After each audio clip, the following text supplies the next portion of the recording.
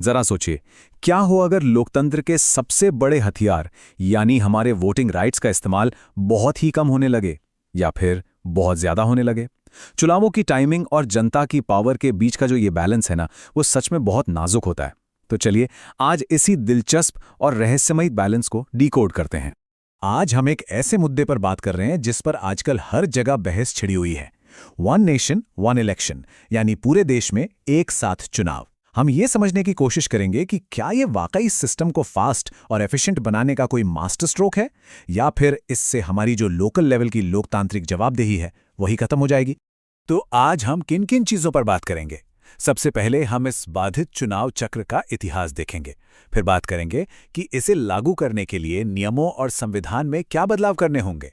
इसके बाद लोकतंत्र की कीमत, जवाबदेही बनाम दक्षता की डिबेट, राष्ट्रीय लहरों का स्थानीय मुद्दों पर असर, और आखिर में जानेंगे कि क्या ये पूरी बहस असल मुद्दों से ध्यान भटकाने का जरिया तो नहीं है। शुरुआत करते हैं हमारे पहले हिस्से से, बाधित चुनाव चक्र, यानी समकालिक मतदान का वो इतिहास जिसे हम शायद भूल चुके हैं। लोग अक्सर सोचते हैं कि एक देश एक चुनाव कोई बिल्कुल नया out of the box idea है, लेकिन ऐसा है नहीं। अगर हम इतिहास के पन्ने पलटें तो 1951 के पहले आम चुनावों से लेकर 1967 तक भारत में चुनाव बिल्कुल एक साथ ही होते थे। मतलब केंद्र की लोकसभा और राज्यों की विधानसभाओं के चुनाव एकदम सिंक्रोनाइज थे। घड़ी की सुइयों की तरह सब कुछ परफेक्ट टाइमिंग पे चल रहा था, बिल्कुल वैसे ही जैसा हमारे संविधान निर्माताओं ने सोचा था। तो फिर ये परफेक्ट सिस्टम आखिर टूटा कैसे? इसका सीधा जवाब है अनुच्छेद 356। हुआ ये कि 60 के दशक के अंत में और ख़ास तौर पे 1967 के बाद कई राज्यों में चुनी हुई सरकारों को उनका कार्यकाल पूरा होने से पहले ही भंग किया जाने लगा और वहां राष्ट्रपति शासन लगा दिया गया। कुछ सरकारें अपना बहुमत भी खो बैठीं। अब जाहिर है, जब इन राज्यों में बीच में ही यानी मिड टर्म चुनाव हुए तो इनका साइकिल राष्ट्रीय चुनाव के साइकिल से बिल्कुल अलग हो गया और बस वो जो एक परफेक्ट तालमेल था ना, वो हमेशा के लिए टूट गया। अब आते हैं दूसरे हिस्से पर, नियमों को फिर से लिखना। यानी अगर इस सिस्टम को रीबूट करना है तो इसके संवैधानिक तंत्र क्या होंगे। इस चुनावी घड़ी को वापस उसी पुरानी लय में लाने के लिए पूर्व राष्ट्रपति रामनाथ कोविंद की अध्यक्षता में एक कमेटी बनाई गई थी। लेकिन देखिए, इसे वापस पटरी पर लाना कोई एक साधारण सा सरकारी आदेश पास करने जितना आसान नहीं है। इसके लिए पहाड़ जैसी संवैधानिक अड़चनों को पार करना होगा। संसद और विधानसभाओं के कार्यकाल तय करने वाले अनुच्छेदों में बड़े बदलाव करने पड़ेंगे। और सबसे मुश्किल बात, अनुच्छेद 368 के तहत इन संशोधनों को लागू करने के लिए भारत के कम से कम आधे राज्यों की परमिशन यानी अनुसमर्थन चाहिए होगा। तो कानूनी रूप से देखा जाए तो यह एक बहुत ही पेचीदा और लंबा प्रोसेस है। और यहीं पर एक बहुत बड़ा लॉजिकल सवाल दिमाग में आता है। मान लीजिए कि हमने सारे चुनाव एक साथ कर भी दिए, लेकिन अगर कोई राज्य सरकार या खुद केंद्र सरकार 5 साल से पहले ही गिर जाए तो फिर क्या होगा? क्या सिर्फ उस एक राज्य के लिए पूरे देश में फिर से चुनाव करवाए जाएंगे, या फिर उस राज्य में तब तक राष्ट्रपति शासन लगा रहेगा जब तक कि अगला आम चुनाव ना आ जाए? इस नाजुक से चक्र को दोबारा टूटने से आखिर कैसे बचाया जाएगा, ये आज भी एक बड़ा अनसुलझा सवाल है। चलिए आगे बढ़ते हैं हमारे तीसरे बिंदु की ओर, लोकतंत्र की कीमत। लगातार चलने वाले इन चुनाव अभियानों का असल में क्या नुकसान होता है? कानूनी दांवपेन से इतर अब जरा इस प्रस्ताव के पीछे दिए जाने वाले सबसे बड़े तर्क पर गौर करते हैं।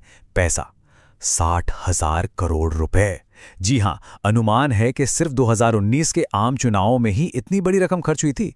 अब सोचिए, जब हम इसमें हर कुछ महीनों में किसी न किसी राज्य में होने वाले विधानसभा चुनावों और पंचायत चुनावों का खर्च भी जोड़ दें तो यह आंकड़ा कहां पहुंच जाएगा। वन नेशन वन इलेक्शन के जो समर्थक हैं, उनका सबसे बड़ा पॉइंट यही है कि इस भारी भरकम आर्थिक बोझ को किसी तरह कम किया जाए। पैसे के अलावा इसका प्रशासनिक असर भी कुछ कम नहीं है। एक तरफ बार बार चुनाव होने की वजह से सरकारी कर्मचारियों, शिक्षकों और सुरक्षा बलों को उनके असली काम से हटाकर चुनावी ड्यूटी में लगा दिया जाता है, और दूसरी तरफ जो और भी गंभीर है, हर चुनाव से पहले लागू होने वाली आदर्श आचार संहिता यानी मॉडल कोड ऑफ कंडक्ट, इसके लगते ही सरकारें कोई नया प्रोजेक्ट या नीति शुरू नहीं कर पाती। विकास के काम रुक जाते हैं और गवर्नेंस में एक तरह का ब्रेक लग जाता है, जिसे हम पॉलिसी पैरालिसिस भी कह सकते हैं। हमारा चौथा हिस्सा इसी बहस को आगे ले जाता है, जवाबदेही बनाम दक्षता। क्या प्रशासनिक सुविधा की भी कोई कीमत होती है? कहते हैं ना कि हर सिक्के के दो पहलू होते हैं। एक बिल्कुल अलग नजरिया ये भी है कि बार बार होने वाले ये चुनाव कोई समस्या नहीं बल्कि जनता का सबसे बड़ा हथियार हैं। जरा सोचिए, जब चुनाव नजदीक आते हैं तभी तो राजनेताओं को एसी कमरों से बाहर निकलकर असल मुद्दों पर बात करनी पड़ती है। यही वो समय होता है जब सरकारें अपनी जेबें भरने की बजाय आम जनता की जेबों की हालत जैसे महंगाई या रोजगार के बारे में सोचने पर मजबूर हो जाती हैं। तो यहां मामला एक बैलेंस का है। तराजू के एक पड़ले पर है प्रक्रियात्मक दक्षता यानी पैसे की बचत और पूरे 5 साल तक बिना किसी डिस्टर्बेंस के काम करने वाली सरकार, और दूसरे पड़ले पर है वास्तविक जवाबदेही।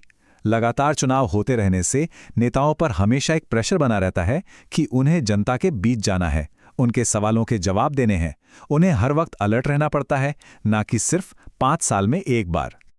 अब आते हैं 5वें हिस्से पर, राष्ट्रीय लहरें, स्थानीय प्रभाव। क्या एक साथ चुनाव से क्षेत्रीय प्रतिनिधित्व को कोई खतरा हो सकता है? इस पूरे प्रस्ताव को लेकर एक बहुत बड़ी स्ट्रक्चरल चिंता भी है। अगर पूरे देश में एक ही दिन वोट डाले जाएंगे तो डर इस बात का है कि जो बड़े बड़े राष्ट्रीय मुद्दे हैं वो स्थानीय मुद्दों को पूरी तरह से दबा देंगे। देखिए, राष्ट्रीय चुनावों में बात होती है बॉर्डर सिक्योरिटी की, बड़े नेताओं की और मैक्रो इकोनॉमिक्स की, लेकिन जब बात राज्य या पंचायत की आती है तो वहां सड़क, पानी और लोकल इंफ्रास्ट्रक्चर ज्यादा मायने रखता है। अगर एक ही दिन वोटिंग हुई तो क्या ये बड़ी राष्ट्रीय लहरें हमारी छोटी लेकिन बेहद जरूरी स्थानीय जरूरतों को बहाकर नहीं ले जाएंगी? अगर जनता को एक ही दिन एक ही बूथ पर राष्ट्रीय और स्थानीय दोनों वोट डालने पड़े तो बहुत मुमकिन है कि लोग नेशनल ट्रेंड के हिसाब से ही अपना लोकल वोट भी दे दें। इससे होगा ये कि जो छोटी क्षेत्रीय पार्टियां हैं वो शायद कहीं हाशिए पर चली जाएंगी। स्थानीय मुद्दों को लेकर सरकार की जो जवाबदेही है वो कमजोर पड़ सकती है और हर लेवल पर किसी एक ही बड़ी पार्टी का दबदबा बन सकता है। क्रिटिक्स का मानना है कि ये स्थिति हमारे देश के संघीय ढांचे यानी फेडरल स्ट्रक्चर के लिए एक बड़ा खतरा साबित हो सकती है। हमारा छठा और आखिरी बिंदु है ध्यान भटकाना और वास्तविकताएं। इस पूरी चुनावी बहस के शोर में आखिर वो क्या है जो कहीं पीछे छूट जाता है? कई विश्लेषकों का ये भी तर्क है कि चुनाव के सिस्टम को बदलने पर इतनी ज्यादा नेशनल डिबेट और ऊर्जा खर्च करना असल में रोजमर्रा के गंभीर सामाजिक मुद्दों से ध्यान भटकाने की एक चाल भी हो सकती है।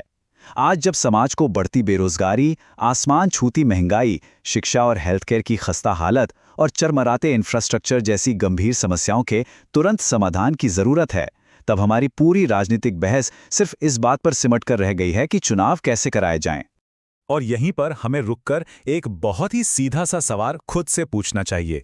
क्या चुनाव कराने के इस एडमिनिस्ट्रेटिव सिस्टम को बदल देने भर से एक आम इंसान की जिंदगी बेहतर हो जाएगी? क्या इससे हमारे स्कूलों की हालत सुधरेगी, अस्पतालों में बेहतर इलाज मिलेगा या लोगों को नई नौकरियां मिलेंगी? कहीं ऐसा तो नहीं कि हम सिर्फ प्रोसेस को ठीक करने में उलझ गए हैं और असल नतीजों को भूल चुके हैं? तो आखिर में बात एक बहुत ही मुश्किल सौदे पर आकर टिकती है, एफिशिएंसी और डेमोक्रेसी के बीच का सौदा। बिना किसी रुकावट के पूरे 5 साल तक चलने वाली सरकार का आइडिया सुनने में तो बहुत ही शानदार लगता है, लेकिन क्या इस एक वादे के लिए बार बार होने वाले चुनावों से जो हमें नेताओं पर दबाव बनाने की ताकत मिलती है, उस ताकत को छोड़ देना सही होगा? ये एक ऐसा सवाल है जिस पर हम सबको गहराई से सोचना चाहिए।